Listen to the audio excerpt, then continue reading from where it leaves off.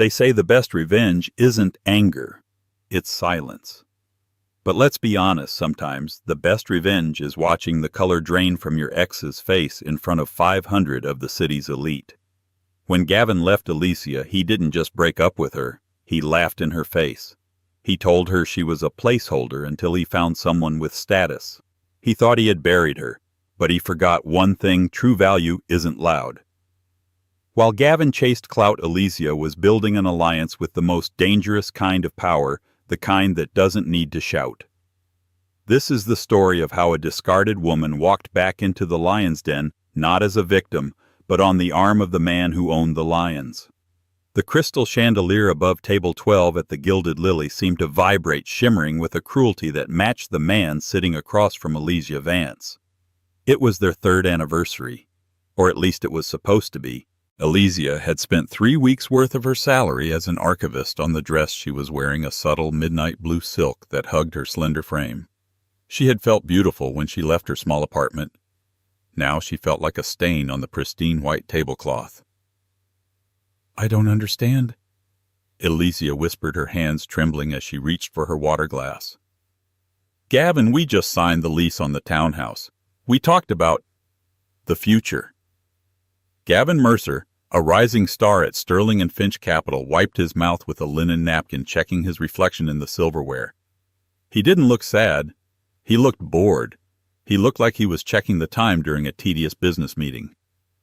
"Alicia, please." Gavin sighed, leaning back.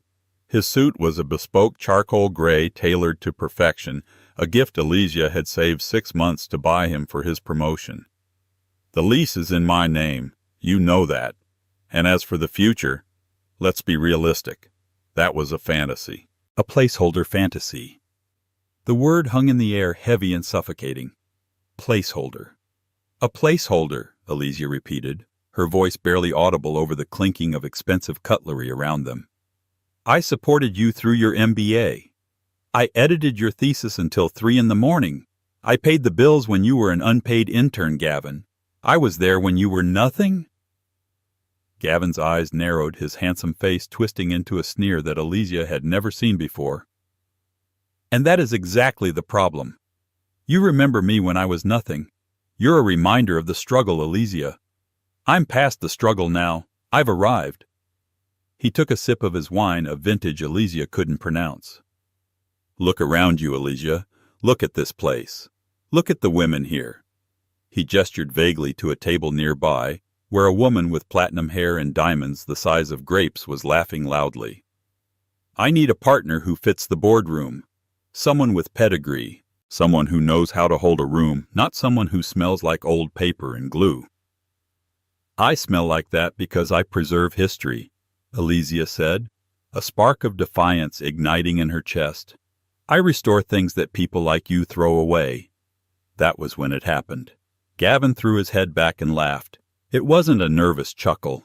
It was a bark of genuine dismissive amusement. It was loud enough that the couple at the next table, the wife of a senator and her husband, turned to look. "You restore trash, Alicia," Gavin chuckled, wiping a tear of mirth from his eye. "You're a glorified dust cleaner, and you think you can stand next to me at the Founders Gala next month. You think you can walk a red carpet? You'd trip over your own feet." He leaned in, his voice dropping to a cruel hiss. "I'm doing you a favor. I'm dating Sienna Thorne now. Well, dating is a light word. We're merging." Alicia felt the blood drain from her face. Sienna Thorne, the daughter of the director of the board, a woman famous for 2 things: her family's oil money and her vicious temper. "You were cheating on me," Alicia stated, the realization hitting her like a physical blow. "I was networking," Gavin corrected, signaling for the check. "And now the networking has paid off. You need to be out of the apartment by tomorrow night. Sienna wants to redecorate the guest room for her poodles."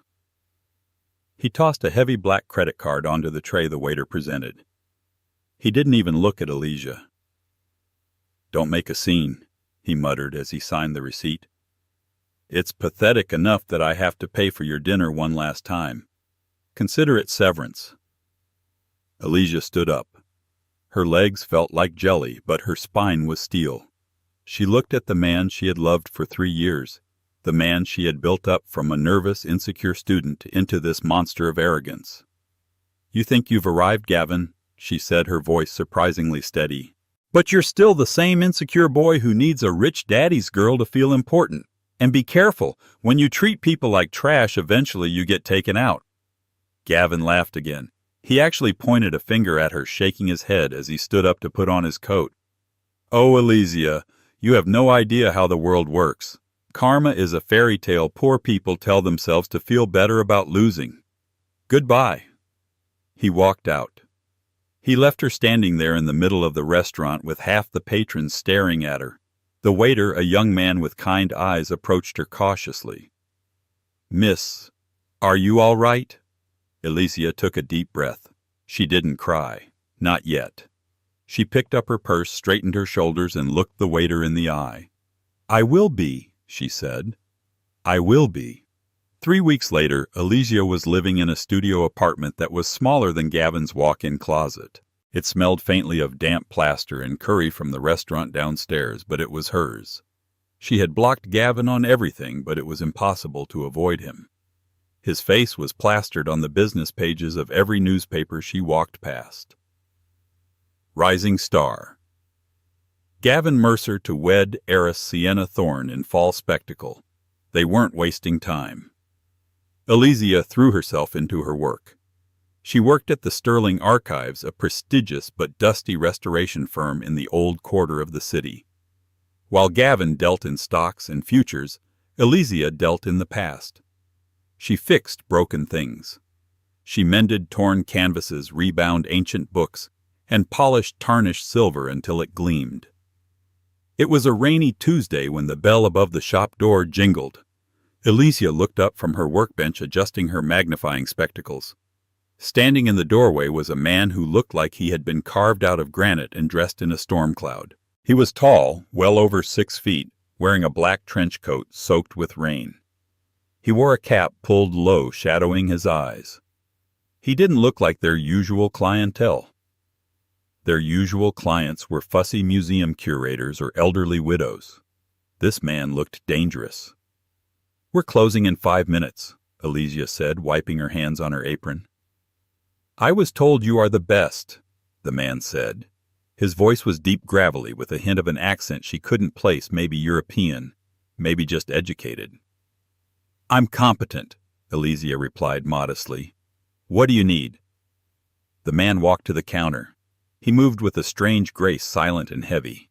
He reached into his coat and pulled out a small velvet pouch. He upended it onto the glass counter. Out slid a pocket watch, but it was a wreck. The gold casing was crushed, the glass face shattered, and the hands were bent at impossible angles. It looked like it had been run over by a tank. "Can you fix this?" he asked. Elysia picked it up gently. "This is late 19th century Swiss, a Patek Philippe complication." She examined the engraving on the back, but it was scratched out, deliberately obliterated. "This has been through a war." "2 wars, the man corrected, "and a fire." Elysia looked up at him. She couldn't see his eyes clearly, but she felt his intensity. "Why fix it? The cost of restoration would exceed the value of the materials." "Value isn't about materials," the man said softly. "It belonged to the only man who ever told me the truth. It stopped ticking the minute he died. I want it to tick again." There was a pain in his voice that resonated with the hollow ache in Elysia's own chest. She knew what it was like to hold on to something broken, because letting go felt like dying. "I can't promise perfection," Elysia said, pulling out her loupe to look closer. "The mainspring is snapped. The escapement is shattered. I'll have to hand machine new parts. It will take weeks, and it will be expensive." "Time is not an issue," the man said. He reached into his coat again and pulled out a thick envelope. He placed it on the counter. "And neither is money. There is $5,000 in there as a deposit. The rest when you finish." Elysia's eyes widened. "Sir, this is too much. The deposit is usually—" "Do the work," he interrupted. Don't cut corners. If you need materials, call this number. He slid a plain white business card across the glass. It had no name, just a phone number. Who do I make the receipt out to? Elysia asked, grabbing her pen. The man paused at the door. He turned back, and for a second the yellow street lamp outside illuminated his face.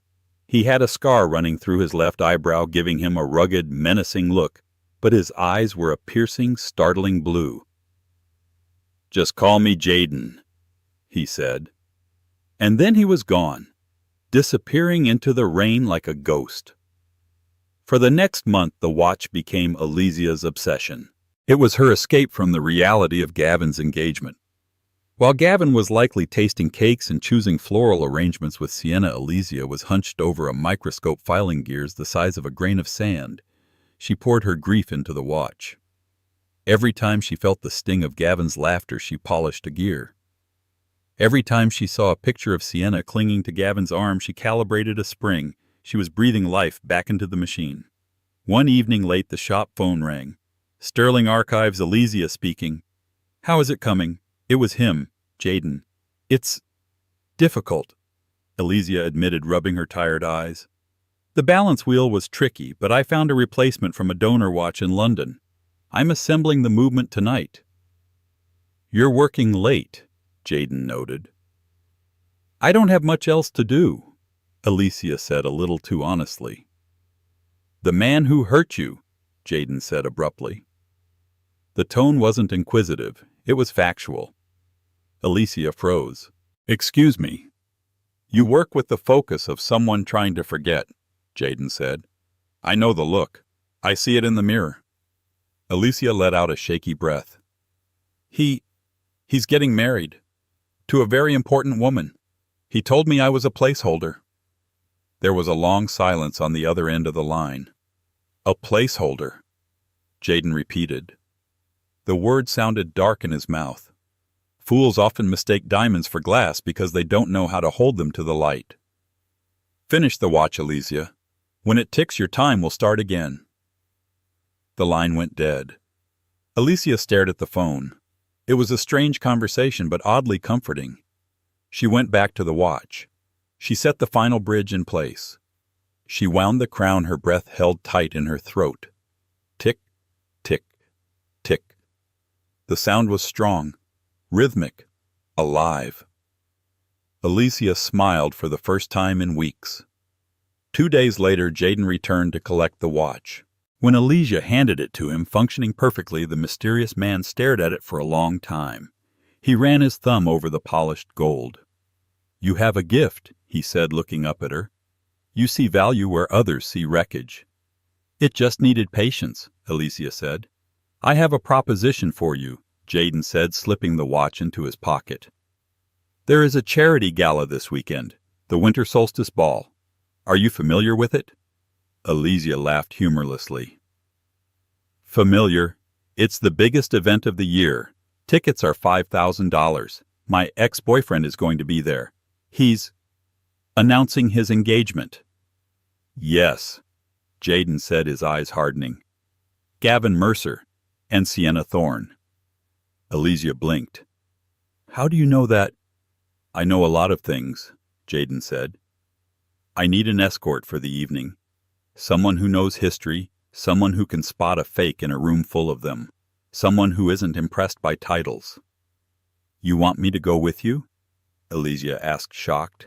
"Jaden, look at me. I'm wearing a denim apron. I don't belong in that world. Gavin made that very clear."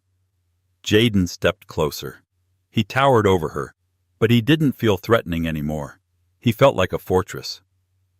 "Gavin is a boy playing with credit cards," Jaden said. "If you go with me, you won't just be attending. You'll be the guest of honor." "I don't even know your last name," Elysia whispered. Jaden smiled a slow, dangerous smile that didn't quite reach his eyes. "You will, and so will they. Meet me at the Ritz Suite 404 at 6:00 p.m. on Saturday. Do not worry about a dress. It's taken care of." He turned to leave. "Why?" Elysia called out. "Why me?" Jaden paused.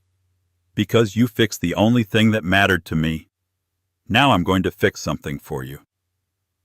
Saturday arrived with a suffocating dread. Elysia had tried to talk herself out of going a dozen times. She was an archivist, a woman comfortable in dust masks and cardigans about to step into a pit of vipers wearing borrowed confidence. But every time she looked in the mirror, she heard Gavin's laugh. A placeholder. That laugh was the fuel she needed. At 6:00 p.m. sharp, she stood outside Suite 404 at the Ritz. The door opened before she could knock.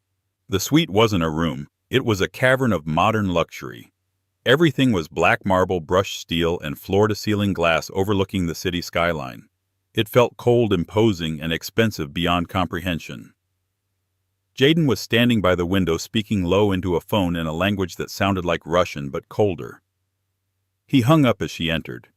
He was already dressed in a tuxedo that fit him so perfectly it looked like a second skin. He looked devastating.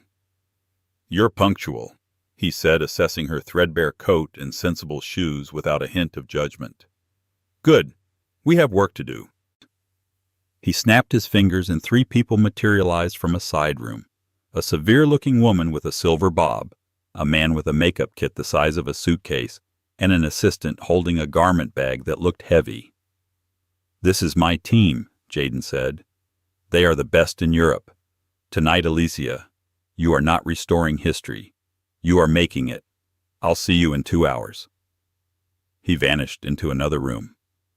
For the next 2 hours, Elysia was poked, prodded, polished, and painted. They didn't speak to her. They worked on her like she was a priceless damaged sculpture they had to prepare for auction. Her mousy brown hair was swept up into an intricate architectural chignon that exposed the graceful slope of her neck. Her makeup was done to highlight her eyes, making them look larger, darker, more mysterious. Then the dress. When the silver-haired woman unzipped the bag, Elysia actually gasped. It wasn't just a dress. It was a weapon. It was an emerald green silk gown, the color so deep it looked almost black in low light. It was structured strapless, with a slit that ran dangerously high up her thigh. It was sculpted to her body, tailored within an inch of its life. As she stepped into it, she felt a transformation take hold. She wasn't the girl Gavin left at table 12 anymore. She felt taller, sharper. "And finally," the woman said, opening a steel briefcase on the bed, "from Mr. Croft's private collection." Elysia stared. Inside were earrings and a necklace that made her breath catch. Sapphires the size of quail eggs surrounded by diamonds that glittered like crushed ice. These can't be real," Elysia whispered, terrified to touch them. "They are the Romanov sapphires," the woman said calmly, fastening the cold gems around Elysia's neck. "They were thought lost during the revolution. Mr. Croft acquired them last year at a private auction in Macau for a significant sum. Do not lose them." Elysia looked in the full-length mirror. She didn't recognize herself. The woman staring back was regal, intimidating, and breathtakingly beautiful. The emerald silk made her skin glow like porcelain. The door opened and Jaden walked back in. He stopped mid-step. For the first time, his stoic mask cracked. His brilliant blue eyes traveled from the top of her hair to the hem of the gown. He didn't leer. He assessed her like a general assessing a newly forged sword. "Adequate," he muttered, though his voice was thicker than before. He walked over and stood behind her, their reflections side by side in the mirror. They looked like a portrait of power. The dark, dangerous man and the stunning, icy woman. "Gavin didn't want a partner, Elysia," Jaden said quietly, his eyes meeting hers in the glass. "He wanted an accessory. Tonight he's going to see what a real partnership looks like." He offered his arm. It felt like granite beneath the fine wool of his suit. "One rule tonight," Jaden said as they headed for the private elevator. "Don't smile unless you genuinely find something amusing. You don't need to please anyone in that room. They need to please you. Remember that." The entrance to the grand ballroom was a gauntlet of flashing lights. The paparazzi were screaming names, a chaotic wall of noise. "Sienna, Sienna, over here. Let's see the ring." Elysia watched from the darkened interior of Jaden's Bentley as Gavin and Sienna walked the carpet ahead of them. Sienna was wearing a heavily sequined gold dress that looked expensive but desperate for attention. She was clinging to Gavin, waving her left hand manically to show off a diamond that was large, vulgar, and somehow looked cheap. Gavin was beaming, soaking up the attention, looking every inch the successful Wall Street shark he pretended to be. He looked happy. That hurt. "Are you ready?" Jaden asked. His voice was calm in the chaos. "No," Alicia admitted, her heart hammering against her ribs. "Good. Fear makes you sharp." The driver opened the door. The noise of the crowd instantly doubled. Jaden stepped out first. The cameras went wild, but there was a different energy. They weren't screaming his name. They were shouting questions. "Mr. Croft! Mr. Croft! Is it true about the merger? Jaden, who are you wearing?" He ignored them all. He turned and extended his hand into the car. Alicia took it. When she stepped out onto the red carpet, something strange happened. A ripple of silence spread through the press corps, followed by an explosion of flashbulbs that was blinding. They didn't know who she was, and in their world, not knowing someone who looked like that wearing jewels, like that was a cardinal sin. "Who is she?" It was a whisper that became a roar. Alicia tightened her grip on Jaden's arm. He was her anchor. He walked with a slow, deliberate pace, forcing the photographers to wait for his rhythm. He didn't smile for them. He just exuded an aura of untouchable power. Alicia, remembering his advice, kept her face cool, her chin raised. 50 feet ahead, near the entrance doors, Gavin was finishing an interview with a fashion reporter. He was laughing at something Sienna had said. He casually glanced over his shoulder to see what the new commotion was about. His smile froze. It didn't fade. It physically locked onto his face, then slowly crumbled into an expression of utter slack-jawed confusion. He blinked once, twice, as if his brain was refusing to process the visual information. He looked at the dress the way it clung to a body he thought he knew perfectly, but now seemed foreign. He looked at the sapphires glittering at her throat, gems worth more than his entire life's earnings. And then he looked at the man holding her arm. Alicia saw the color literally drain from Gavin's face. He went from tanned confidence to a sickly pale gray in the span of 3 seconds. Sienna noticed Gavin's paralysis and whipped around. Her eyes narrowed instantly. She looked at Alicia like a cat seeing a rival predator in its territory. As Jaden and Alicia approached the entrance, Gavin and Sienna were blocking the path. It was unavoidable. "Alicia!" Gavin's voice was a strangled squeak. He sounded like he had swallowed broken glass. What are you doing here?" Jaden stopped. He didn't look at Gavin. He looked over Gavin's head as if the man was a mildly annoying piece of furniture placed in his way. "Enjoying the evening, Mercer." Jaden said, his voice a low rumble that seemed to drop the temperature around them by 10 degrees. "The same as you." Sienna stepped forward, thrusting her chest out, trying to eclipse Alicia. "And who is this?" she demanded, looking at Jaden, ignoring Alicia completely. "I don't believe we've met. I'm Sienna Thorne. My father is hosting this event." Jaden finally looked down at Sienna. It was a bored, dismissive glance that lasted less than a second. "I know who your father is," Jaden said simply. Then he turned his attention to Alicia. For the first time all night he smiled a genuine small smile just for her. "Shall we go inside, my dear? The air out here is getting stale." He gently guided Alicia past them. He didn't shove Gavin, but Gavin stumbled back nonetheless, as if repelled by a force field. Alicia caught one last glimpse of Gavin's face before they entered the ballroom. He looked like a man who had just seen a ghost rise from the grave wearing a crown. It was better than she had imagined. It was glorious. The ballroom was a sea of old money and desperate new ambition. Chandeliers the size of small cars hung from the gilded ceiling. The air smelled of expensive perfume and power. The moment Jaden and Alicia entered, heads turned. It was the same reaction as the red carpet, a hush followed by intense whispering. Jaden guided her through the crowd like Moses parting the Red Sea. People stepped out of his way. Important people. Senators nodded respectfully. CEOs of Fortune 500 companies paused their conversations to acknowledge him. "They're all looking at us," Elysia whispered, feeling the weight of hundreds of eyes on her back.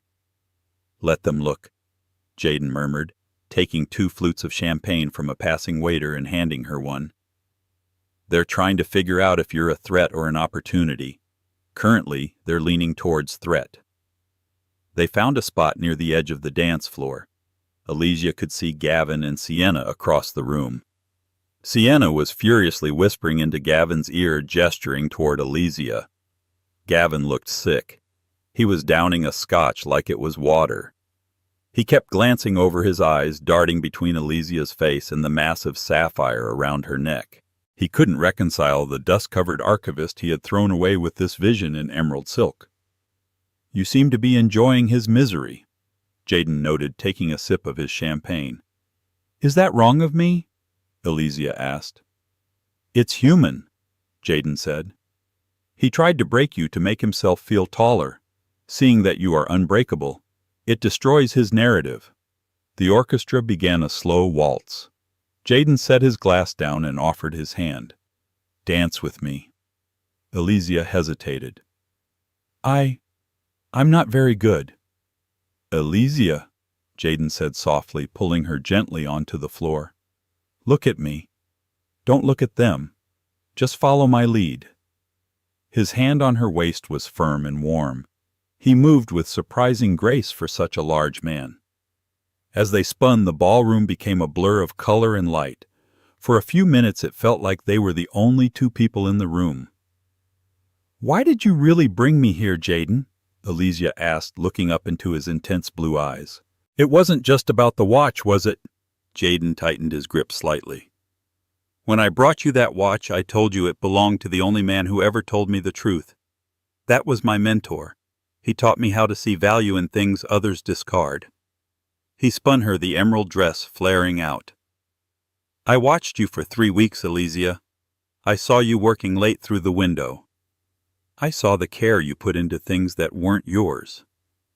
You have integrity. In this room." He glanced around disdainfully at the elite crowd. "Integrity is the rarest commodity of all. Gavin Mercer traded a diamond for a handful of gravel because he was too stupid to know the difference." Elysia felt a blush rise up her neck, but it wasn't from embarrassment. It was from being truly seen for the first time in years. The music ended. As they walked off the floor, a man approached them. He was older, balding, with the frantic energy of someone who knows they are in trouble. It was Michael Thorne, Sienna's father, the host of the party, the director of the board where Gavin worked. He looked terrified. "Mr. Croft," Michael Thorne said, his voice trembling, slightly, sweat beading on his forehead despite the air conditioning. I didn't expect to see you here tonight. We weren't aware you were in the city." Jaden looked at Michael Thorne with dead-cold eyes. The temperature seemed to drop again.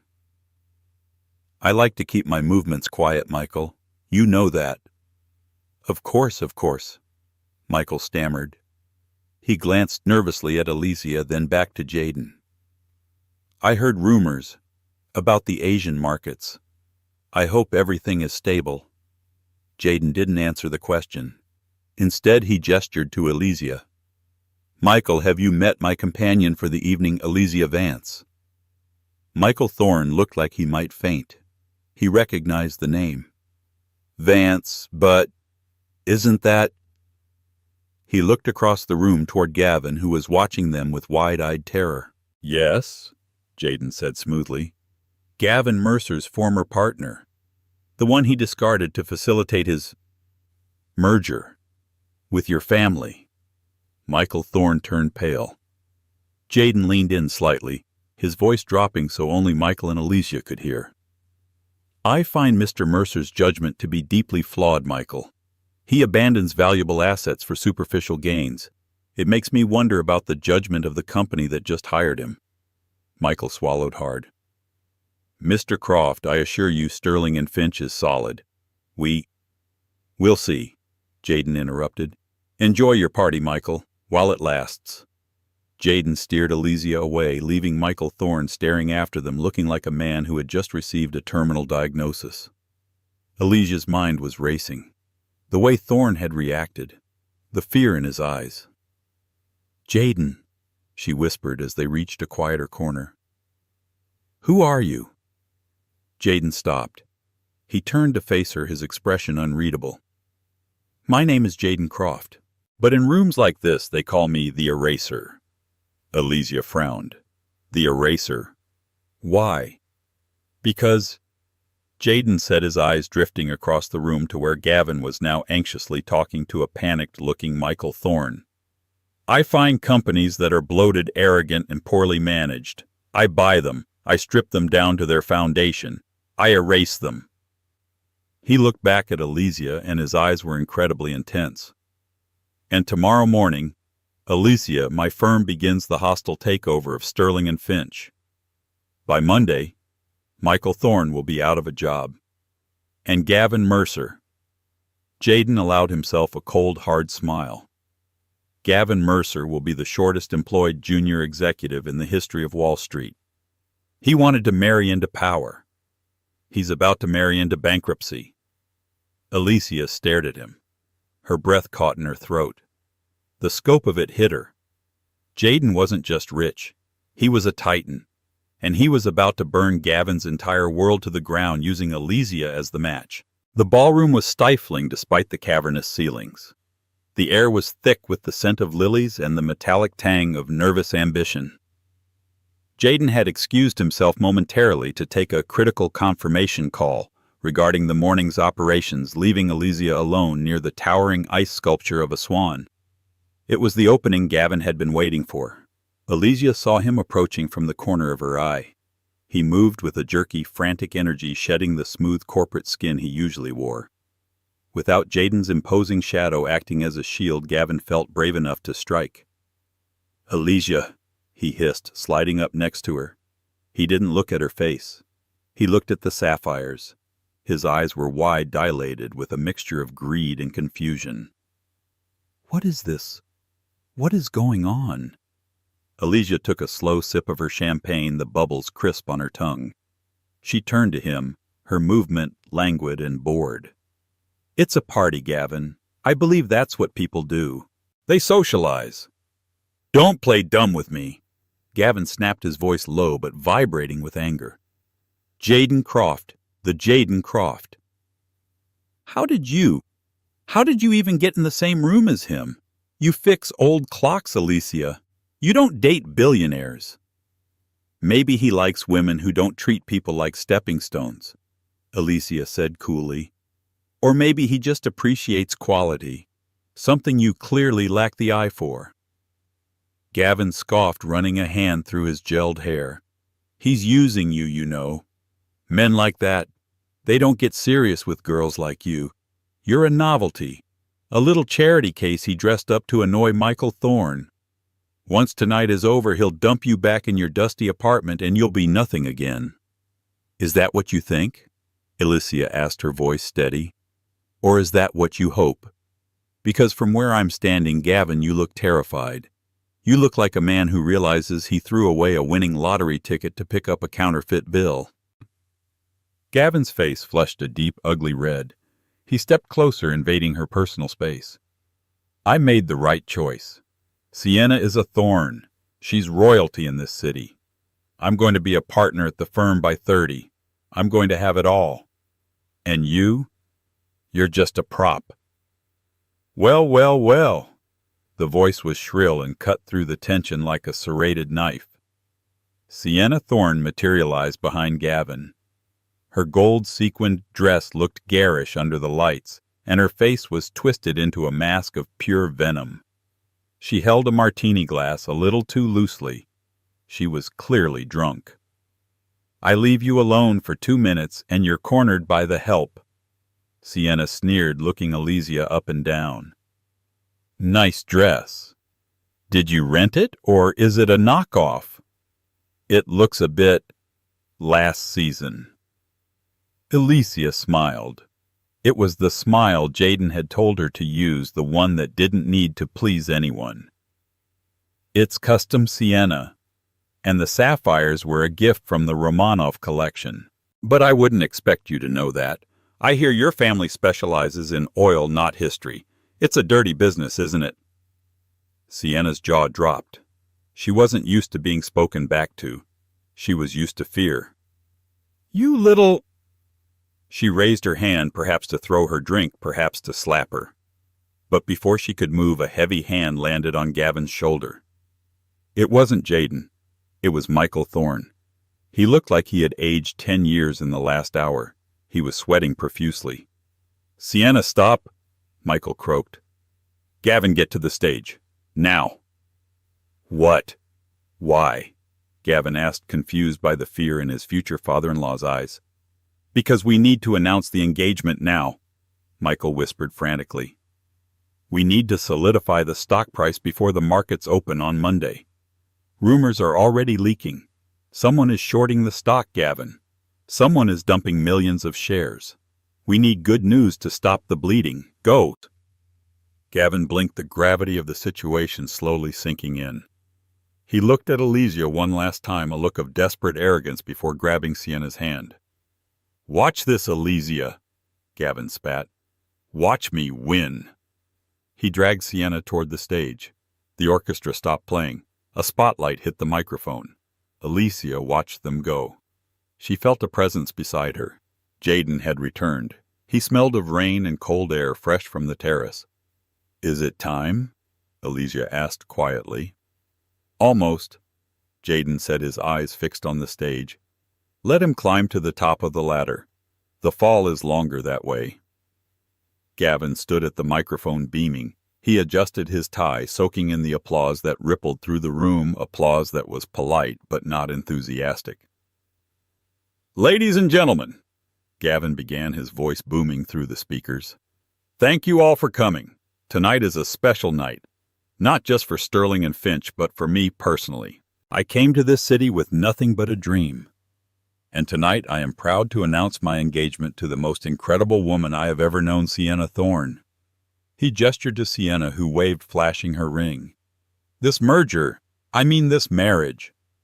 Gavin laughed nervously at his slip of the tongue, represents a union of strength, tradition, and a bright future. A loud buzzing sound cut through the room. It wasn't the microphone feedback. It was phones, hundreds of them, simultaneously vibrating and chiming on tables, in pockets, in purses. A ripple of confusion went through the crowd. People began checking their screens. The polite smiles vanished, replaced by frowns of shock and hushed whispers. Oh my God, a woman at the next table gasped. Sterling and Finch just suspended trading. SEC investigation, a man whispered back. No, look at the headline. It's a hostile acquisition. Gavin faltered. He saw the crowd's attention shift. He saw people looking at their phones instead of him.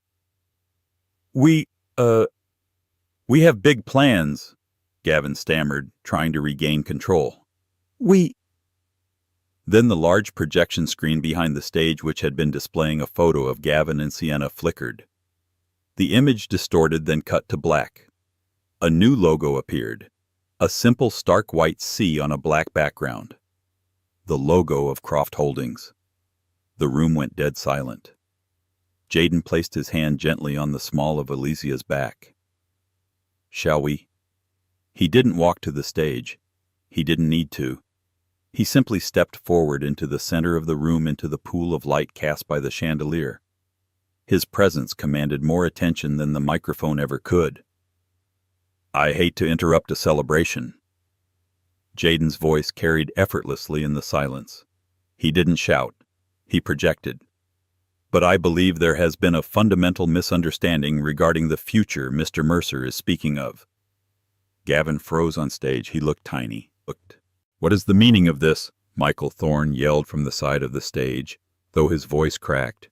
The meaning is simple, Michael, Jaden said calmly.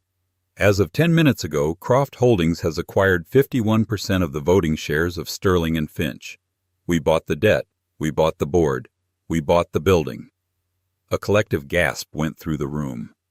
You can't do that, Gavin shouted into the mic, his voice shrill. "We're a family company." "You were a failing company," Jaden corrected. "Managed by incompetence and fueled by nepotism. I don't tolerate either." Jaden turned his gaze to Gavin. It was a look of absolute crushing indifference.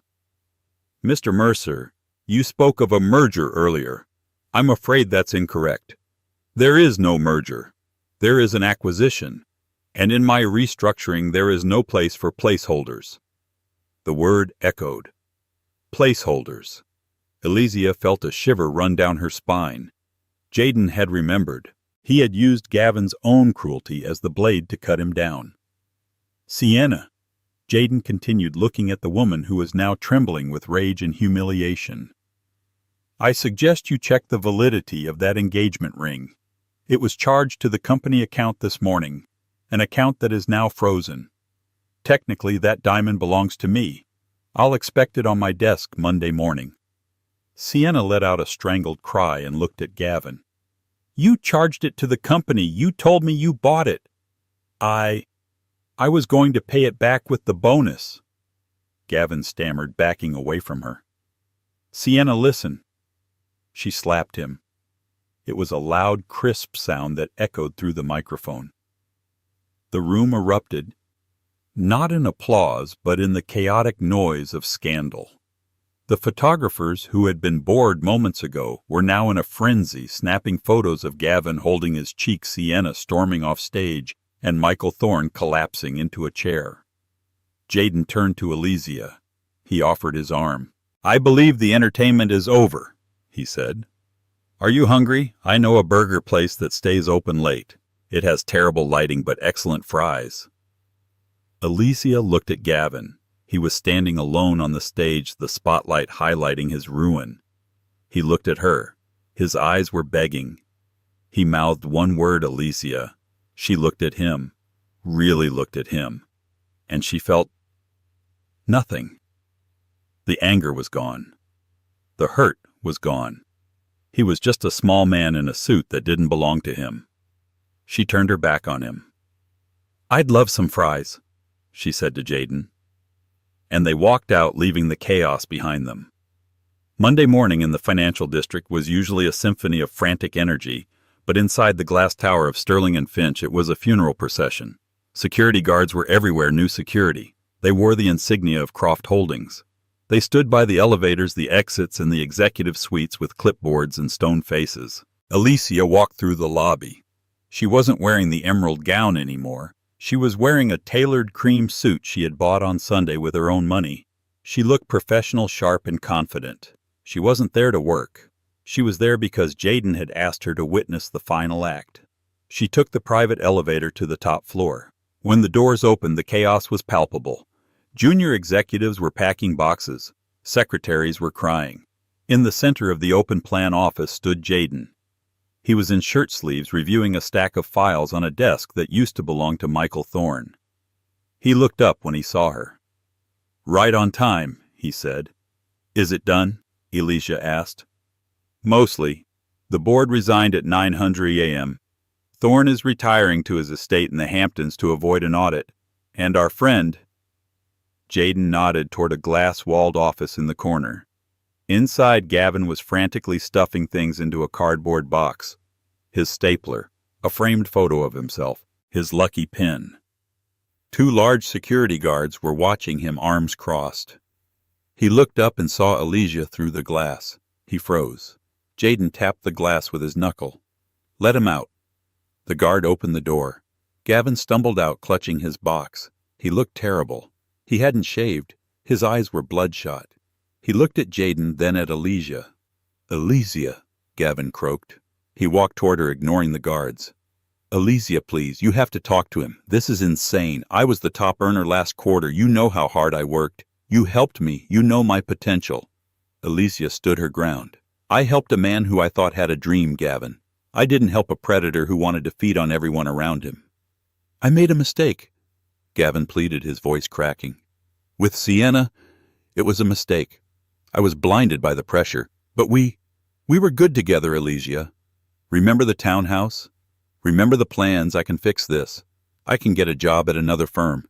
We can start over. He reached out to touch her arm. One of the security guards stepped forward, but Jaden held up a hand. He wanted to see what Elysia would do. Elysia looked at Gavin's hand, the hand that used to hold hers, the hand that had dismissed her with a wave at the restaurant. Start over. Elysia laughed softly. It wasn't a cruel laugh. It was a laugh of genuine disbelief. Gavin, you don't get it. You're not the victim here. You're not the hero who stumbled. You're the villain who got caught. She took a step closer, her voice dropping to a whisper that only he could hear. You told me I was a placeholder. You were right. I was holding your place in reality while you lived in a fantasy. But I'm done holding it. I'm the main character of my own life now. And in my story, you don't exist. She stepped back. Goodbye, Gavin. Elysia, he shouted as the guards grabbed his arms.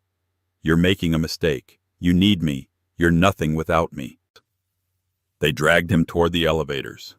His shouts echoed down the hallway until the silver doors slid shut, cutting off his voice. Silence returned to the floor. Jaden walked over to Elysia.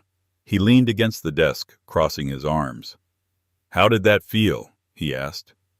Like exhaling, Elysia said. She felt lighter than air. Good, Jaden said. Now to business. Elysia frowned. Business? I thought I was just here for the show. I bought this company, Elysia, Jaden said, gesturing around the office. It's a mess. The archives are in shambles. The historical records of the mergers, the deeds, the property titles. It's chaos. I need someone I trust to organize it. Someone who respects the past but knows how to build a future. He picked up a file and handed it to her. It was a contract. Head of Historical Preservation and Corporate Archiving for Croft Holdings. Elysia read the title. Her eyes scanned to the bottom. The salary was triple what she made at the museum. She looked up at him. You're offering me a job? I'm offering you a partnership, Jaden corrected. He stepped closer, entering her personal space, but this time it felt magnetic, not intimidating. I don't need a placeholder, Elysia. I need an equal. You fixed my watch. You fixed my perspective. I think we could fix a lot of things together. Elysia looked at the contract, then at Jaden. She saw the man who had stood in the rain, the man who had held her hand when the cameras flashed, the man who had burned down a kingdom just to show her she was a queen. She took the pen from the desk. One condition, she said, hovering the pen over the paper. Name it, Jaden said seriously. No more galas. At least for a month. I want to stay in and order pizza. Jaden smiled. It was the first time she had seen him smile with his eyes fully crinkled. It was a beautiful sight. Deal, he said. Elysia signed the paper. As she put the pen down, Jaden took her hand. He didn't let go. They stood there high above the city, watching the world below them. Gavin was down there somewhere, lost in the noise. But up here, everything was quiet. Everything was clear. The watch in Jaden's pocket ticked steadily against the silence, a strong rhythmic heartbeat of a new beginning. Elysia Vance wasn't just a survivor anymore. She was the architect of her own fate. And this time she was building something that would last forever. And that, my friends, is why you never ever underestimate someone just because they're quiet. Gavin thought status was about money and noise, but Elysia showed him that true power is about integrity and having the right allies. Gavin lost his fiancée, his job, and his reputation in one night, while Elysia gained a future she actually deserved. It's the ultimate checkmate. If you enjoyed this story of karma hitting back instantly, make sure to smash that like button. It really helps the channel grow. What would you have done if you were in Elysia's shoes? Would you have forgiven Gavin, or did he get exactly what he deserved? Let me know in the comments below. Don't forget to subscribe and hit the bell notification so you never miss a new story. Thanks for watching, and see you in the next one.